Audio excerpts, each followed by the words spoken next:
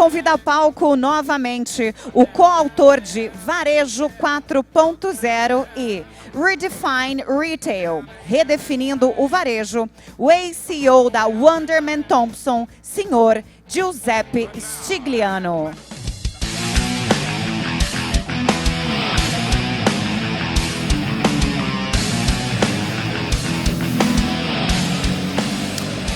Hello again. Are you still awake? Are you still with us? I know it's hard. I'm the last obstacle between you and some rest, maybe some cocktails, some chats with friends. So first thing I want to say is thank you. Obrigado.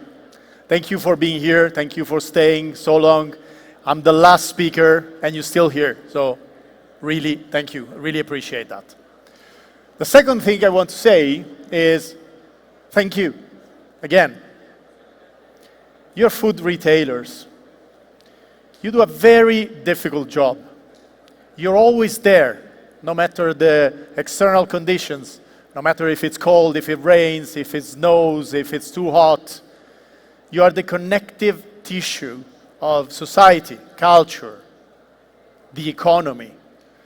You play a social role in every economy. You're there for the community in every area of Brazil and the world.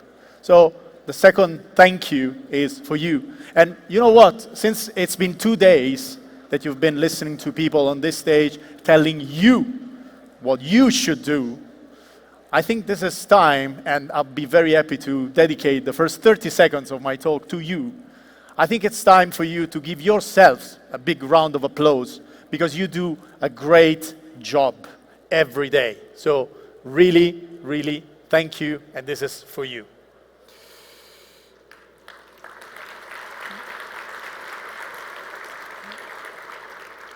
You deserve it.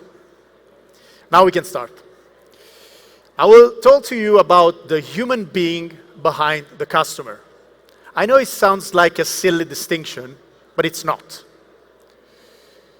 We need to understand the nuances. We need to understand the human behind the customer. Otherwise, the risk is that we will develop solutions, services, products for data, for robots. But we sell products to customers. I tell you what, 100% of your customers are human. Full stop.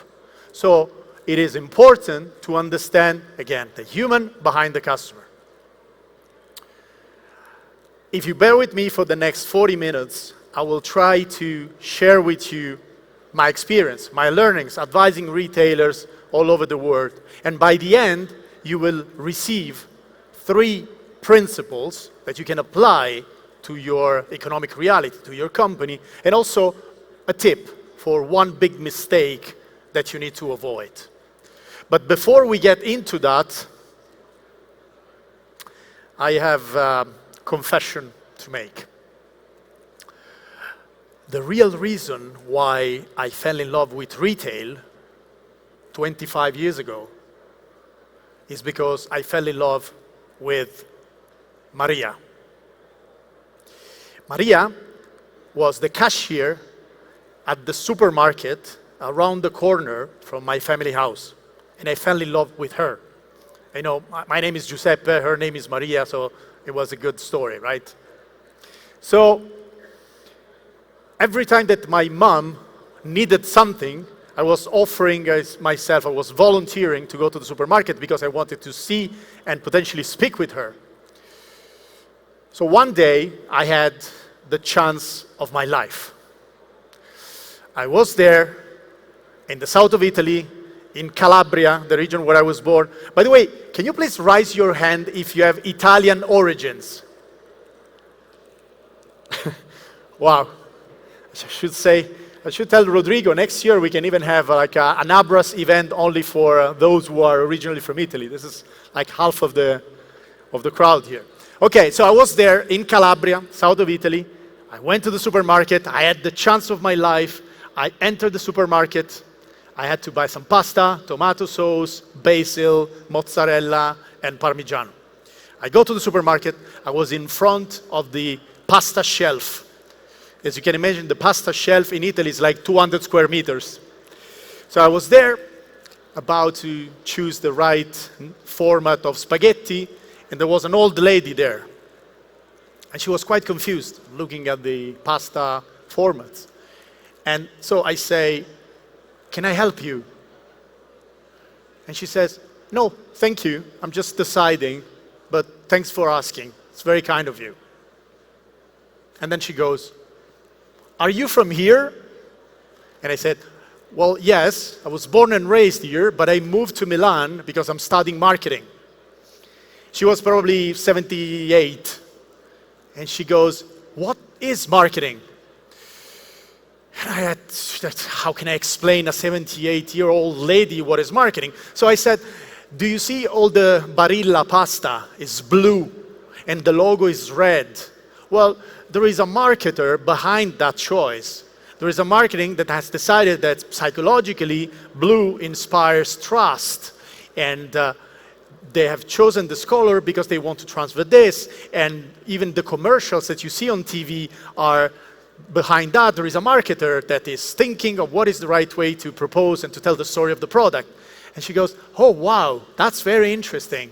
And it's great that you moved to Milan, you left your place and you study marketing in Milan. It's great. Ambition is very important. When I was young, I wanted to be a dancer. And I was very ambitious. I wanted to be the best dancer in the world, and I was the best in my school. But then one day, my dad told me, 'You're not going to be a dancer. You can't be a professional dancer. You need to marry a doctor and have 3 grandchildren for me, and you need to stay here in the little town where all our family is.' And so I had to give up my dreams. And she started telling me her entire life. And you know, 78-year-old people, what they do. So at some point, I had to come up with an excuse. And I said, 'Sorry, I have my mom waiting for me. I need to go. Sorry, it was a pleasure.' And I left. I bought my tomato sauce. I bought my mozzarella. I went to the checkout line, carefully choose the right lane because I wanted to speak with Maria. I choose my right lane, and I take my phone, and I start writing a text message. And I hear, 'Hello?' She was there, right before me, in the line to pay. And she started talking again about the fact that she wanted to be a dancer, about the products and the prices that were rising, and the fact that she couldn't find the right tomato sauce that she wanted.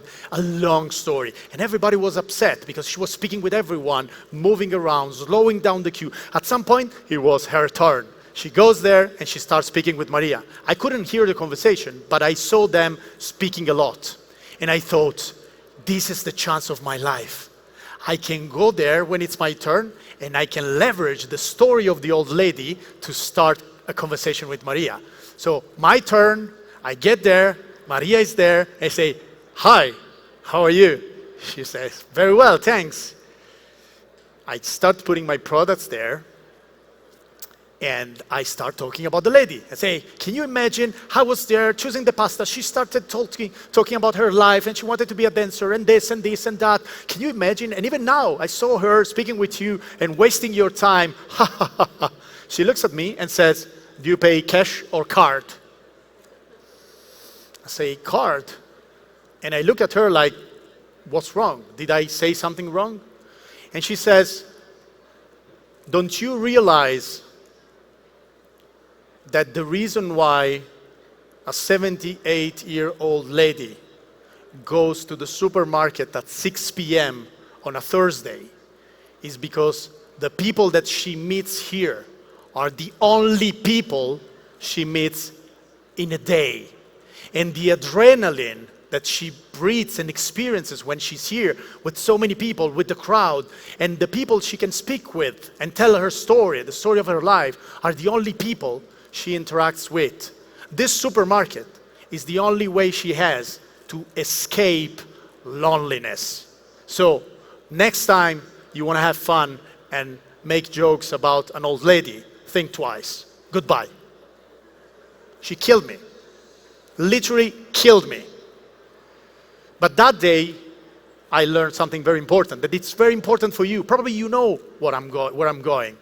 I learned that beyond data, beyond cold information, there are human beings. If you only analyze the data, the cluster would be 75 to 85-year-old person going to the supermarket every other day, buying only 3-4 items every time, paying cash. This is the profile. If this is the profile, there is somewhere a marketing person saying, we should retarget this target audience, because clearly they get lost in the supermarket, they don't know where to find the product, so we probably have a category management problem, because these people go to the supermarket every other day and they only buy 3-4 items and they spend 35 minutes in the store. So maybe we should retarget them and help them with an app to navigate the store in a more efficient way, because clearly they get lost, they don't know where to find products. And we should also probably have a self-checkout line so that they can pay without speaking with anyone, and we can speed up their shopping expedition, because clearly this is what they need. They spend too much time in the store. While the human being behind that segment is asking for something completely different. The nuances when it comes to understanding the customer are so extremely important. And they will be even more important in a world where everyone will have access to data. The promise of technology, we've been hearing this for 2 days on the stage, is to give you the possibility to personalize at scale. Personalization is normal about Maria and the old lady, because you need to understand the customer, but thanks to technology, you can do that at scale. It's true, technology is very important, but as we, Professor Kotler and I, wrote in the book, tech is cool, but people are warm, and we need that warmth to make the difference in the market. However, technology is very important.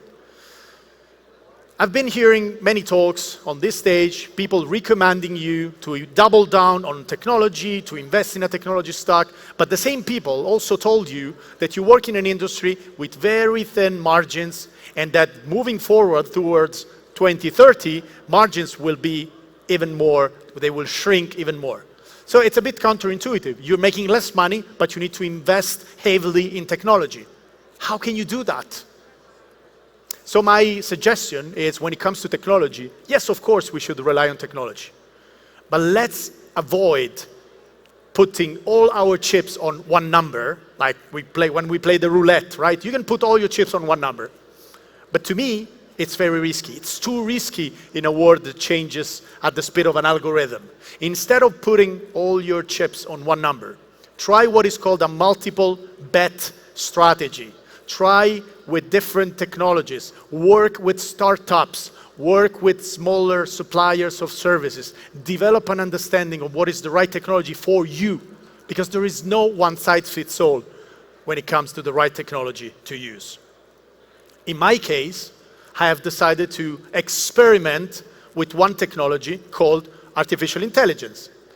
And I have tried to understand what was the best usage of artificial intelligence for me. And I have realized that it was a good idea. Since I only speak Italian, English, French, and a bit of Spanish, when I'm in Sao Paulo, I cannot speak Portuguese.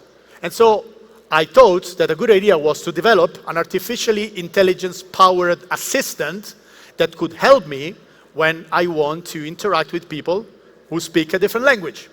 So I have developed, thanks to generative AI, an artificial intelligence assistant. And I have asked to this artificial intelligence assistant, which I call my digital twin, I've asked, what is the future of retail in Brazil? He speaks 40 languages, just to give you an idea. He never sleeps. He never goes on holiday. He doesn't need to travel. So it's very efficient as an assistant, right? This is what I should say. This is what it says when I asked him to tell me more about the future of retail in Brazil. Querido irmão em carne e osso, esta é uma questão muito difícil até para mim, pois tenho acesso a uma enorme quantidade de dados e informações. Prever o futuro do sector alimentar num momento histórico como este é decididamente difícil. Certamente, eu sugeriria começar com uma compreensão profunda das expectativas, necessidades e desejos dos consumidores. para então focar no tipo de relacionamento que eles têm com nossas marcas e nossos produtos. Quem trabalha no varejo deve sempre buscar o alinhamento entre suas necessidades de oferta e demanda, mesmo ao custo de expandir sua oferta em direções não convencionais. Percebo que em meio a uma desaceleração do mercado, com contração de gastos e em um mercado complexo e polarizado como o brasileiro, é mais fácil falar do que fazer. Por isso acredito que momentos de discussão como o da Abras, onde você hoje tem a honra de ser keynote speaker, são fundamentais para quem trabalha no setor. Eu adoraria estar com você, mas como você sempre me lembra quando eu te deixo com raiva, sou apenas uma pilha de circuitos, bits e dados, ha, ha, ha. Qual é? Você sabe que minhas piadas não são engraçadas. Eu realmente não aprendi isso ainda. Boa sorte com a conferência. Okay, so I can do this in Japanese, Chinese, Korean, whatever. For me, this is the right assistant. For you, you probably need a completely different solution. Powered by AI, of course, maybe. If you need it, let's do it. But don't put all your eggs in one basket. And bear in mind that there is a human being behind the technology. Since this is a very important concept for me, I have done an experiment, and I will present you the result. I have asked an artificial intelligence to find for me all the images, the pictures of donuts online. I said, please find all the images of donuts. Okay? This is the result. Half of them are dogs. Do you see the dogs? This is about the importance of the nuances. A human being would never see a donut or a bagel where you see a dog. Humans don't do these mistakes, right? And by the way, if you repeat the experiment with muffins, you know the muffin, the result is the same. Half of them are dog. So it's clearly, again, about the nuances, about what's behind the first look. That's why it's important to see the human behind the customer. Do you believe me about the muffins? Half of them are dogs. Okay? So,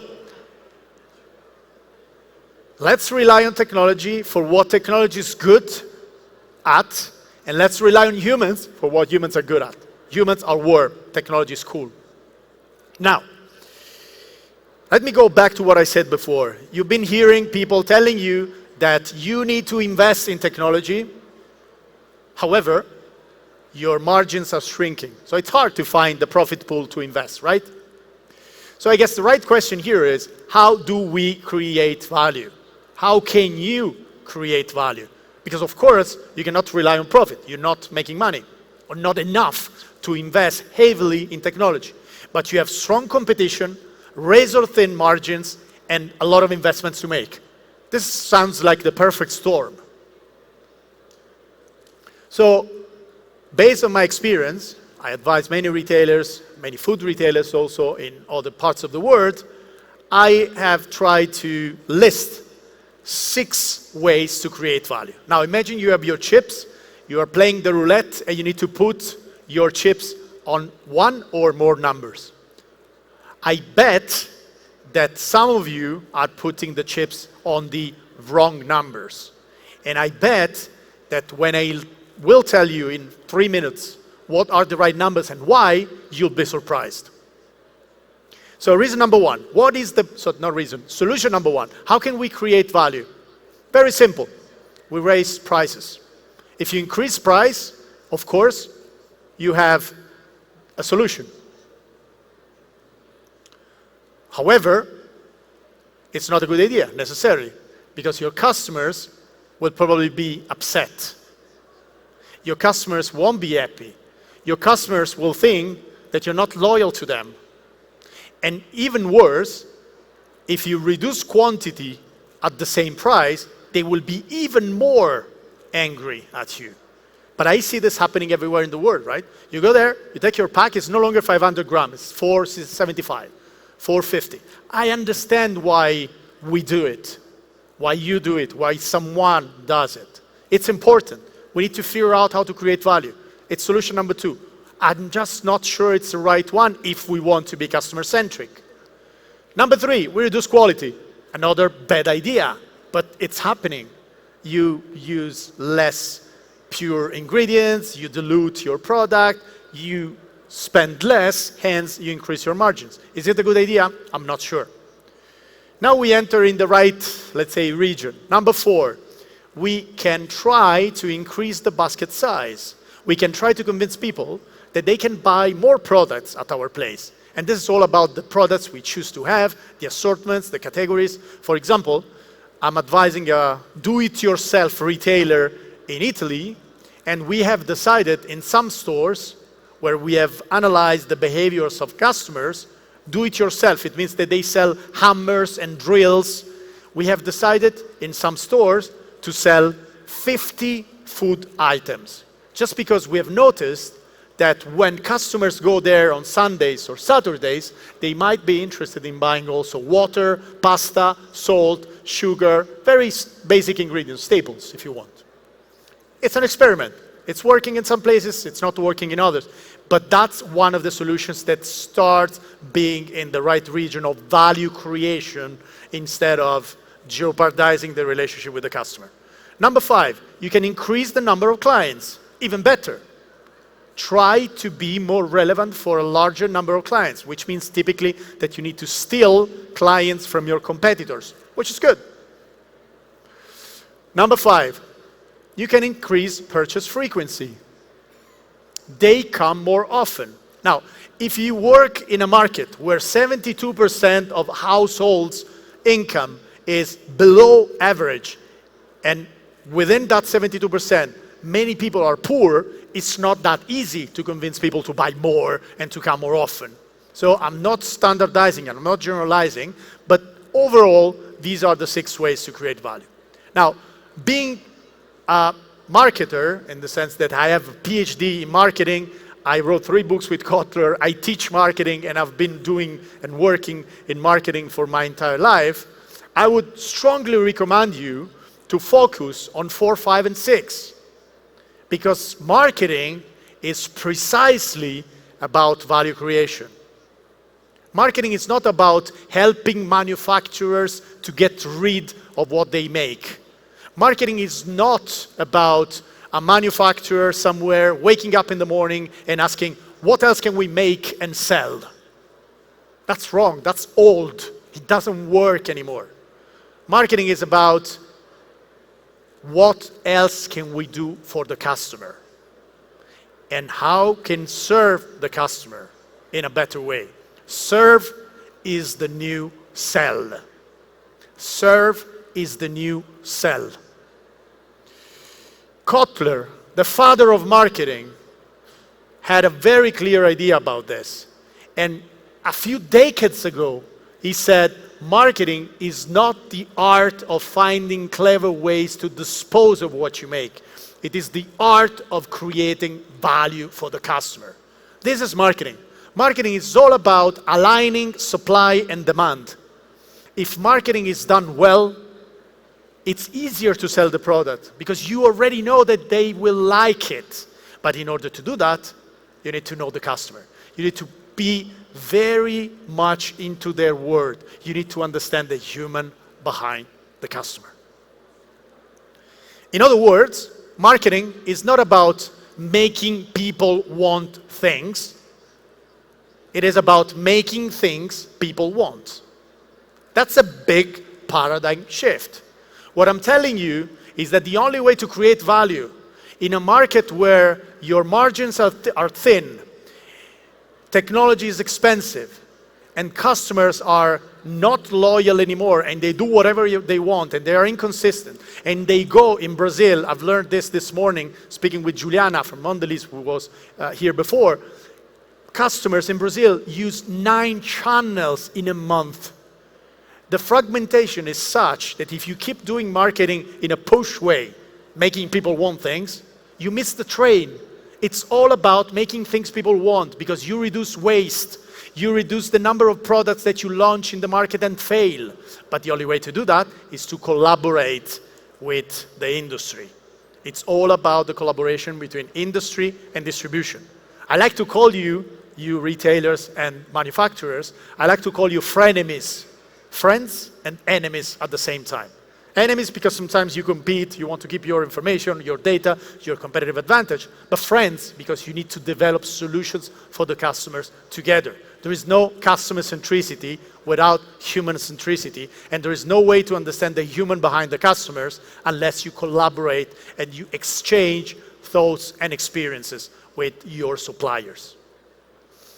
I promised you 3 guiding principles and 1 mistake to avoid. So, in the last 10 minutes, I will focus on this. By the end, hopefully, you will receive 3 good ideas, 3 good principles that you will be able to leverage to create value for your companies. These 3 principles are described in the book that I had the privilege to co-author with Philip Kotler, and although we don't have a Portuguese edition yet, if you scan that QR code and you leave us your email, I promise, as soon as we have the Portuguese edition, I will send to the first 50 people personally signed copies to the first 50 of you. This book has been translated already into Chinese, into Turkish, into Polish, into Spanish very soon in March, Italian of course, and so hopefully the Portuguese edition will be soon out. Why the principles are important? Because we believe that it's not about telling retailers what they should do. It is about proposing retailers some guiding principle that they can embrace, you can make yours, and you can build on them, depending on your specific reality. The world is very different from the past, and every country, every region is very different. So, 3 guiding principles. Principle number 1, be a destination. I'm Italian, so I chose Venice in the back. I don't know if you have ever heard, I don't think so, if you have ever heard someone say, I have to go to Venice. People don't say that. People say, I want to go to Venice. Destinations are want to go places. They are not have to go places. They are want to go places. If you want to go somewhere, it's a destination. Now, what's the matter? The matter is that in order for you to become destinations, in a world where your customers utilize 9 different channels in a month, in a world where you have competition from pure digital players, discounts, cash and 1,000 different formats, and you're also competing with each other, the only way to become a destination, once again, is to understand the customer. You need to understand their needs, wants, and desire, and you need to figure out what the human behind the customer wants, needs, and desire. So, being a destination in a digital world means figuring out what is the role of your store in a phygital world, as Phil said today, where you have a lot of competitors, some of them are pure digital players, where you have customers who do basically whatever they want. They're completely inconsistent. And unless you fully, deeply, profoundly understand them, there is no way you can build a destination for your customers. Number 2, be on life. Our life, the life of our customers, is no longer online or offline. Next generations, they don't even call the offline the way we call it. We, all of us, we're not digital natives, we're digital immigrants. When we talk about the physical world, we say the real world. Ask your 15-year-old son or grandson or nephew if they believe that the digital world or the virtual world where they play video games is not real. It's as much real as the physical world for them. That's why in the book we describe the customer journey as on life. In other words, it's no longer phygital, so physical and digital. It's physical, digital, and virtual. It's 3-dimensional. BMW has a car dealership on Fortnite. Ralph Lauren is selling t-shirts to avatars on Fortnite. Moncler is selling jackets on Fortnite. And if you are 8 years old, and you play Fortnite, you develop a relationship with a brand called Moncler in a virtual world, buying stuff for your avatar before having the opportunity to interact with that brand in the physical world and in the digital world. You buy a BMW for your avatar before you buy a BMW for yourself in 10 years or 15 years or 20 years. This is creating frictions. This is creating new scenarios. And what if one day someone opens a supermarket on Fortnite where avatars can go and buy pasta and tomato sauce and potentially interact with some Marias somewhere in the virtual world? Are we prepared for that? Are we equipped? Do we have the right people, the right skill set? I don't think so. But these are new questions, and we need to be ready for a non-life world. And knowing that this is coming and how complex it is, we need to think of collaborate with our partners. That's why the quote, because no one can play a symphony on its own. We need to work together. We need a whole orchestra. We need to work with the different departments of our company. We need to work with our partners. And sometimes we need to work with our competitors. That's what we call co-petition. Cooperate with competitors. Number 3, last but not least, be human. Don't forget to be human. With yourself, with your people, with your clients. Don't forget there is a human being behind the customer. It's too important. I had the chance to speak with Seth Godin, a big author, a very important author, a few weeks ago, and he stressed so much the importance of the human factor in retail. He said, of course there are things we can automate, of course we can leverage AI for certain things, but the way a human being can make the customer experience personal is completely different from the way a robot or artificial intelligence can make people feel understood and loved in some cases. So these are 3 guiding principles. I appreciate they're broad, but you had enough practical information in the previous 2 days. So I just wanted to give you a broad, inspirational vision. And I also want to give you one tip on the mistake to avoid. So the 3 guiding principles are be a destination, be on life, and be human. There are 7 more guiding principles that you can read in the book. And then the mistake I really want you to avoid is a bit counterintuitive for all of us. Why? Because we grew up, all of us, we grew up in a world where our parents, our family members, our elderly friends and whatever, and also at school, our bosses at work, they've been telling us one thing. Make sure you work hard, you build your experience, and you will be successful for the rest of your life. Develop your experience as if it was like a pillar to build something on top, and you will strongly rely on that experience for the rest of your life. Learn the job and you will be successful. Learn how to do things and you will be successful. Why they taught us this? Because the world was different. The world was more stable. Things lasted for longer. And so it was all about experience. Now, what's the point today? The point is that our world, it's quite complex. Things constantly change. Every couple of years we have something new happening, including things we don't even know. Things we don't know they exist, including global pandemics, including new technologies, new competitors. So, is it still important to rely on your experience, on that strong foundations, if the world is completely different? Yes and no. No, because sometimes it leads us to say, come on, I know how to do things, and this would lead to a very arrogant behavior and to say no to ideas and initiatives that could be successful. And to stop them just because, yeah, I know, I've tried this before, it doesn't work. I know how to do things, it doesn't work. This is the excess, right? This is arrogance, when experience becomes arrogance. Yes, Because in evaluating what is the right technology to embrace, evaluating whether or not artificial intelligence can help us, evaluating whether or not we should collaborate with the suppliers, with partners, with the industry, manufacturers, we have the experience to understand what kind of partnership we should build.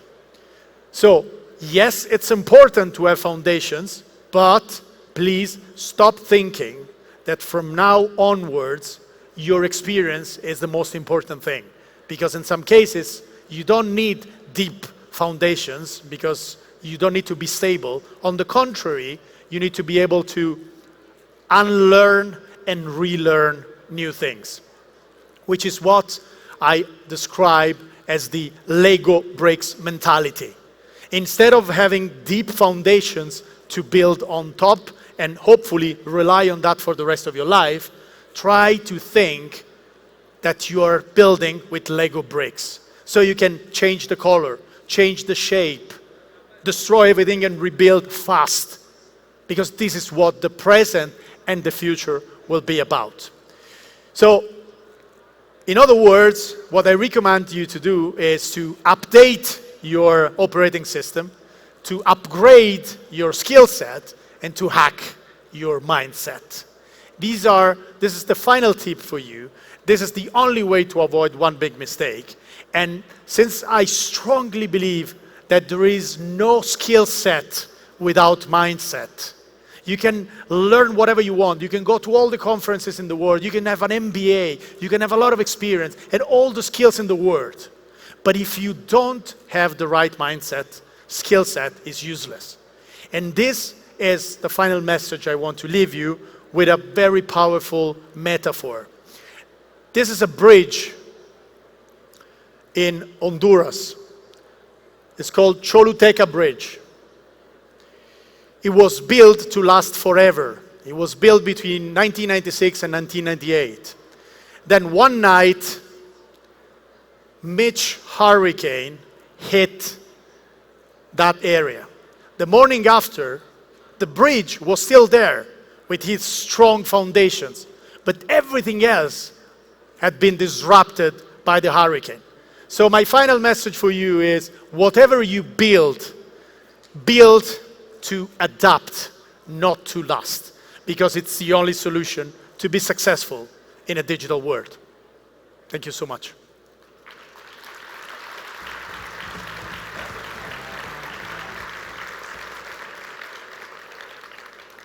Thank you. I see there are some questions on the screen, so I will try to read them for you. Can you see the questions? No. I'll try to read the questions and answer.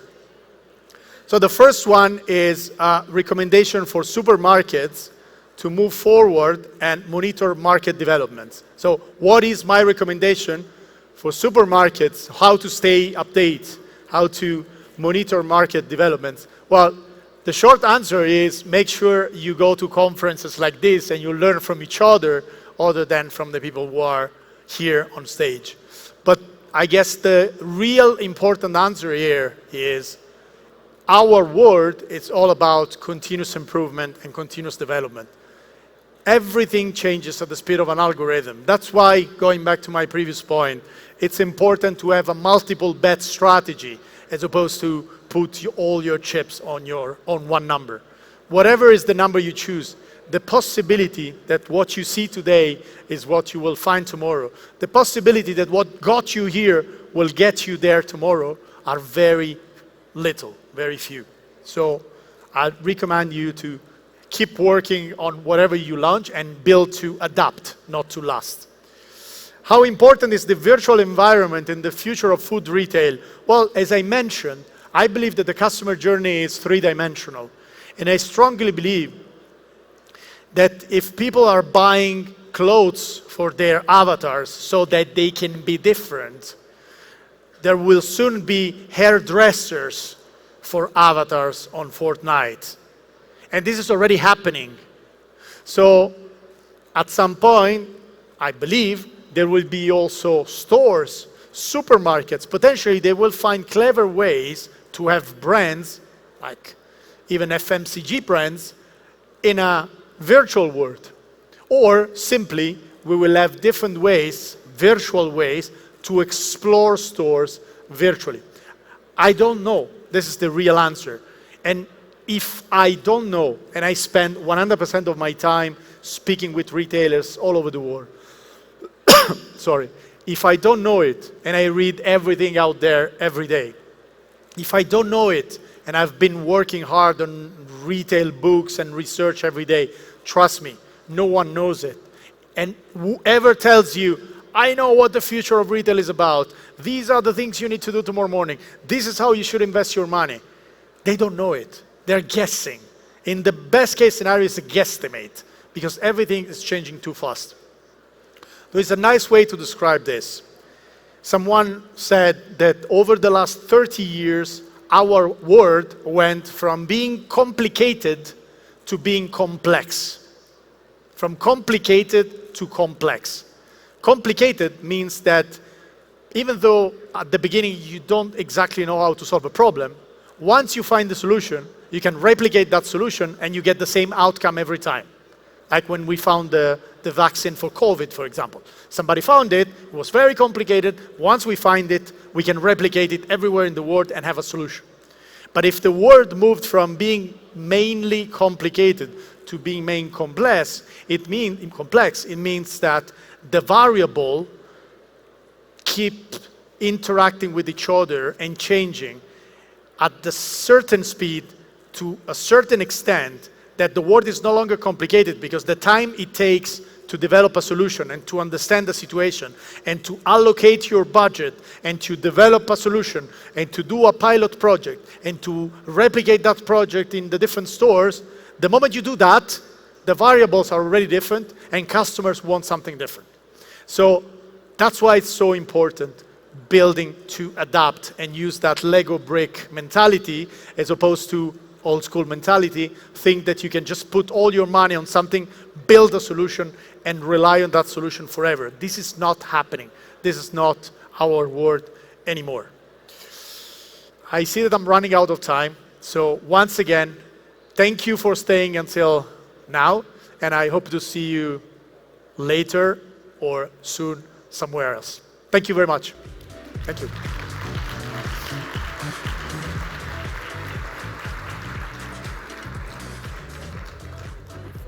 Thank you so much. Thank you. Cheers. A picture, sorry.